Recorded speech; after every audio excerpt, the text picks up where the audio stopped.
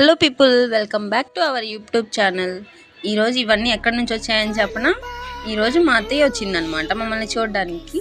ఈ లడ్డు, ఫ్రూట్స్ ఇవన్నీ తీసుకొని వచ్చింది. అసలు ఎంత ప్రేమో చూడండి. మీకు కూడా మీ ఎవరైనా రిలేటివ్స్ వస్తే ఇంటి తీసుకొని వస్తారా? మీకు కూడా ఈ వీడియో రిలేట్ అయ్యి ఉంటే లైక్, షేర్ అండ్ సబ్స్క్రైబ్.